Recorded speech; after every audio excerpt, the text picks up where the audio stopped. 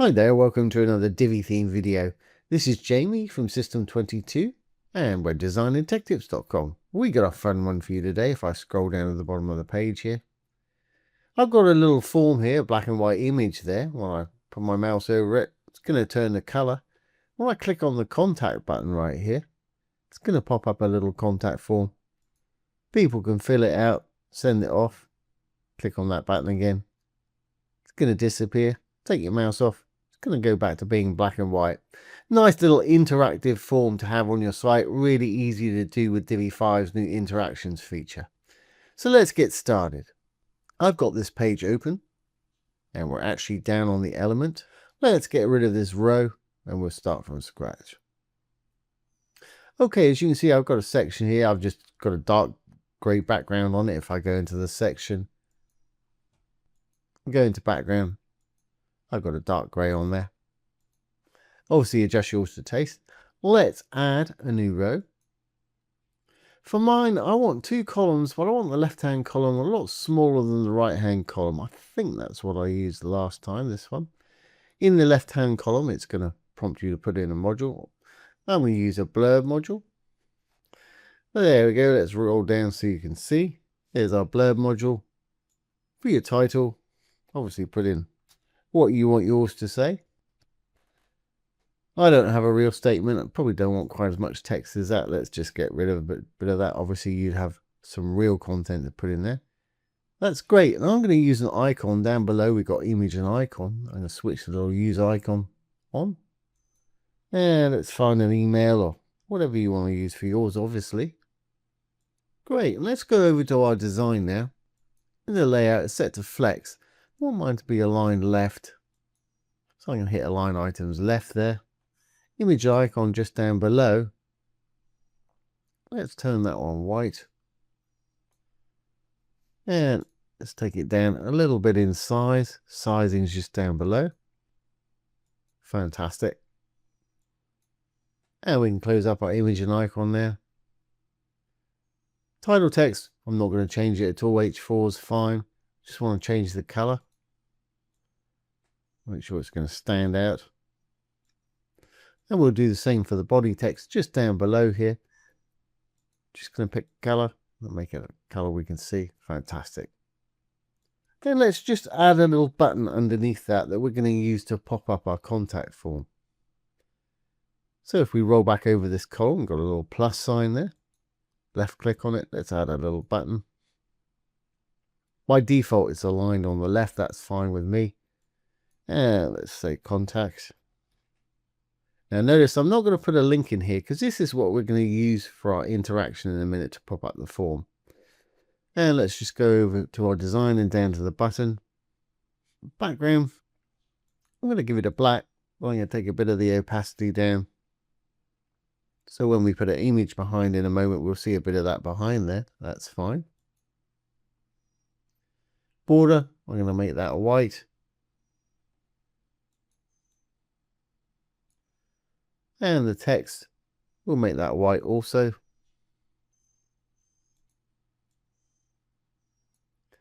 I'm going to take it down a little bit in size. Let's take it to perhaps 16 pixels. All of this is subjective. Obviously, you want to style yours how you wish. Great. Let's add our little contact form now. In our right-hand column here, I'm going to hit the little plus to add new module. Here's a contact form right here. By default, it puts in a couple. I don't want quite as much as that. So I'm just going to go for the name and the message field, I believe. Let's get rid of the email address. By default, under content in the contact form, you've got them right here. I'm just going to trash that one. And my name form, if you roll over it, it's got a little box for it. In the design and sizing, if we roll down a little bit, column class of half, I'm going to make it 100% so it's full width up there. That's going to suit me a little bit better. Okay, let's go back now. I don't want that little spam capture right there. In the main contact form under content, spam protection, we can just uncheck it. And the button, if we go back over to design, we can go down to button, background. Again, I'll make it a similar sort of black. with the opacity down a little bit. That's fine. Border again, I'm going to make that one white.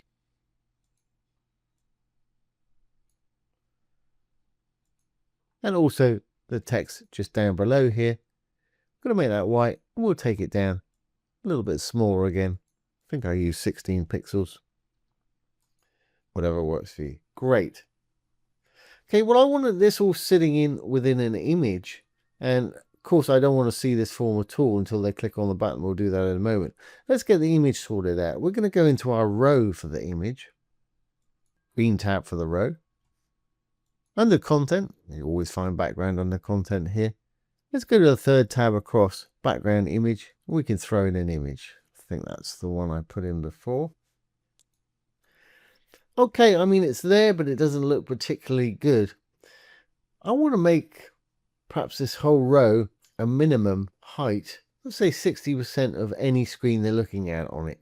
So still in the row, I'm going to go over to design and sizing. So once in sizing, I'm going to roll down to minimum height. There it is right there. I'm going to put in, say 60 VH for viewable height. Any screen they look at it on with that, it'll be 60% of the screen height, as you can see here. That's great, but I want the content in the middle and I want to give it a bit of space either side. So still in our row, we can roll back up, close out the sizing. In the layout above, it's set to flex. We can align our items to the middle, top, bottom, wherever you want to put yours. I'm going to put mine in the center. So that pops them all in the center. Now I'm going to add a bit of space left and right. We can do that with spacing just down below. I'm not going to use any for top and bottom because we're using the fixed height and our flex alignment for that. But left and right, I'm going to be using padding for this. Let's try 5%, 5 and the percent sign, where you can select percent from over here. And that left side is in a bit. That's about right. And we'll check it on tablet and mobile in a minute. Let's hit the change so we've got the same on both sides. I think that's about right for me. A couple of things. I would like to see a bit of the image coming through those fields there. Not too much, just a hint. And also, I don't think this is quite legible enough on our row here. So let's add a little gradient over the top and see if we can make it more legible. So we're still in the row. Let's go back to our content, our background where we put in our image. Let's add a gradient this time. Second tab. Left click to add a gradient. You can't see it because it's behind our image there, but if we roll down a little bit, we can place the gradient above the background image. Perfect, but now we can't see the image. And if you followed my videos before, I'm pretty sure you know what I'm going to do next with this background. The green part, the bottom part there, I'm going to make it totally transparent by clicking on it, left clicking, pulling the opacity slider, the variegated one at the bottom here, all the way down to the left. We'll make it completely invisible. Now I'm going to click my blue one. I'm going to make that black. Now I really only want this on the left hand side. So let's change the direction of the gradient right here. 180, let's try 90. That's about right actually. And if you want less dark on the right hand side here, just start pulling the light one to the left. I'm just left clicking on it. As you can see, it's sort of clearing it up. I like it to be fairly dark there. And if you want to darken down the left side, pull this left hand one, left click on it, pull it down a bit more. It pulls that black down a little bit more. I think that's going to be fine. Let's check it on tablet. That works on fine on tablet. It's going to flip it when we go to phone. So we actually do need a bit more size or some padding on the phone. So while we're in phone mode, still in the row, let's make it a bit bigger on phone. So I've gone down to design. Back to our sizing where we put in the minimum height of 60. On a phone, let's try perhaps 75. Just give it plenty enough space for everything there. I think that's fine. And if you wanted to, I can actually read that fairly well. We could flip the gradient back for phone mode because we're doing all of this in phone mode. So anything we do here is only going to happen in phone mode. So if we go back to our content, back to our gradient, we can flip it back to 180 just on telephone here. 180. And we've got it on the top, and you can read that writing nicely now. Great. Well, let's go back to desktop mode and we'll do the actual interaction itself. So the first thing I want to do is go into my form here. I wanted to make those fields a little opaque. Click on the contact form, make sure you're in the form, not one of the fields itself right here. I'm going to go over to design. Here's the fields. I want the background, fields background. Usually that would be closed. Just open it up, go down to background. Let's start off with perhaps a white. Now, because we're in the contact form, not one of the fields itself, it's doing all the fields for us at once. And opacity wise, I just want to take it down and give a hint of that image behind that. We still want them to be able to type in it and to be able to read what they're typing there. Perfect. Great. That's that bit done.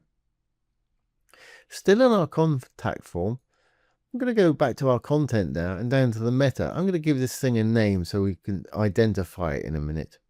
So let's call it C form will do. Great. Now I'm going to hide it on all devices so it's not visible when the page loads. To do that, I want to go up to the advanced. We're still in the contact form. Visibility. I'm going to check all three boxes, desktop, tablet and phone. It's grayed it out just to let us know that it's invisible in this mode. Now we can add the interaction to the button to bring it back when we need to. So once you're happy with the form, let's go ahead and click on the button or hit the little cog right there. We go over to advanced, you can see a new tab called interactions just above the visibility we were using just now. We click on it. Let's add an interaction. Well, what do we want to happen? When they click on it, toggle visibility is fine. You can have hide or show, or we've done plenty of these in our interactions playlist. Have a look. But toggle visibility is actually going to work perfectly. Now we need to tell it what we want to toggle, the target module. Now remember we gave this form a name. The reason we did that is because when you do this, it gives you the whole page tree. If you give it a name, there it is right there. C form, contact form. Makes it much easier to find. Don't want any delay. Want it to happen as soon as they click on that button. Great. And the only other thing that we had left is we turned that image black and white. And then when they hovered over it, we brought it back in color again. Again, very easy to do, no coding involved. Again, we want to be in the row for this, the green tab for the row. Make sure you're in the row up there. I'm going to go over to my design. I'm going to go down to filters. I'm going to go down to saturation, which is the color value. If I pull it all the way to the left, it'll take all the color out and make it black and white. That's where I want to start off when they get to this thing. Then when they put their mouse over it, I want it to become full color like that again. So what we need to do is go up to the top, little monitor type icon up here, left click on it. We'll go down to hover and we can bring that color back either by sliding it back in or typing in a value. And you've got some little arrows there. You can increment up and down if you need to. Now, once you put a hover value in, make sure you go back up here, you click on it and go back to desktop. If you do not, any edits you make over here in any of these tabs will only happen on hover, which you're probably not going to want. So like I say, make sure you switch back. Great. Ooh, we should be good to go. Let's get rid of that preview and we'll save our version here. And let's re-preview on the front end. Roll on down to our contact form. There it is right there. It's black and white. When I put my mouse on it, it becomes color. When I hover over the contact, we've got our little hand indicating something's going to happen. When I click on it, it pops up our little form. They can put their cursor in there. They can type out whatever message they want. And for the input field, you can make that a darker font if you want to. Once they've typed it out, they can send it off. Hit that again. It's going to disappear. Take your mouse off. It's going to go back to being black and white.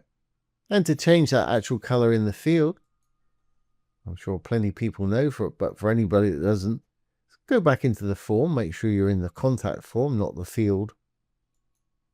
So if you're in the field, just go back one to the contact form. In the design, we want to go up to Fields, Input Text, and then you can make it any color you want. For instance, let's make it a black. That'll really stand out against there. Once you've done that, we'll save our changes. We'll refresh this page. And if we get our form back up there, now when they put their input text in there, as you can see, it's black, very easy to read. So there we have it. Here's how to create a nice little interactive contact form with a hover effect and a little pop-up value. Really easy to do, as you can see, totally responsive and wonderful little interactive feature to have on your site. So I hope you've enjoyed this today and found it useful.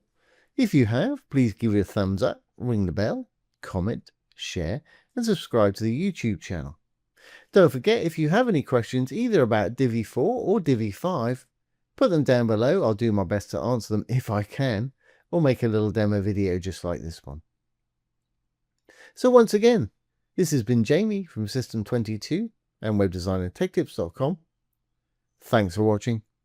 Have a great day.